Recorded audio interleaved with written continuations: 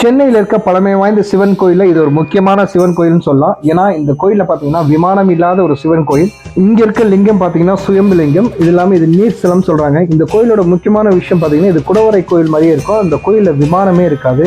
ரொம்ப முக்கியமான ஒரு விஷயம், காகபுஜண்ட மகரிஷியும் பகனதேவி தாயாரும் இங்க வந்து சிவனை வழிபட்டதாகவும் சொல்றாங்க.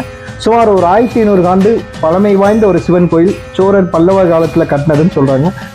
இன்றைக்கும் காகபுஜண்ட மகரிஷியும் பகனதேவி தாயாரும் காக்கை ரூபத்தில் வந்து சிவனை வழிபட்டு போவதாக ஒரு ஐதீகம் இருக்கு. சிவனோட இடதுபுறத்துல இரட்டை விநாயகர் இருப்பாங்க. அந்த இரட்டை விநாயகரை பார்க்கறது ரொம்ப ரொம்ப விசேஷம்.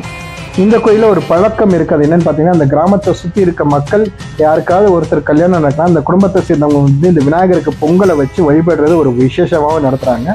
கோயிலோட வெளியிலும் இடதுபுறத்துல பார்த்தீங்கன்னா அத்திமர விநாயகர் சன்னதி இருக்கு. அதுவும் பார்த்தது ரொம்ப விசேஷமான ஒரு விஷயம். சிவன் இடதுபுறத்துல பார்த்தீங்கன்னா வள்ளி தெய்வம் இருப்பாங்க. தைப்பூசம் மற்றும் கிருத்திகை வந்து ரொம்ப விசேஷமா இங்க கொண்டாடுறாங்க. அப்பர் சுந்தர திருஞான சம்பந்தனால் பாடல் பெற்ற ஸ்தலம் இது. 2025 தான் இந்த கோயிலோட கும்பாபிஷேகம் நடந்து முடிஞ்சிருக்கு. அது மட்டும் இல்லாமல் இந்த கோயிலில் பல விசேஷங்கள் இருக்குது. ரொம்ப பாசிட்டிவ் வைப்ரேஷன் உள்ள ஒரு கோயில்.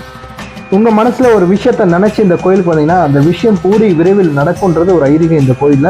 ஒரு சில கோயில் பார்த்தீங்கன்னா நிறைய பாசிட்டிவ் வைப்ரேஷன் இருக்கும், நிறைய சிறப்பான விஷயங்கள் இருக்கும். ஆனால் அந்த கோயில் வெளில தென்படாமல் இருக்கும். ஒரு உதாரணத்துக்கு சொல்ல போனால், சென்னை பாடியில் இருக்க திருவள்ளிதாயம்ன்ற கோயில் பார்த்தீங்கன்னா 30 ஆண்டுகளுக்கு முன்னாடி யாருக்குமே தெரியாது. பட் இன்னைக்கு அந்த கோயிலுக்கு வராத தொழிலதிபர்களே கிடையாது. அந்த மாதிரி இந்த கோயிலும் பல விஷயங்களும் பல அற்புதங்களும் அடங்கிய ஒரு சிவன் கோயில்.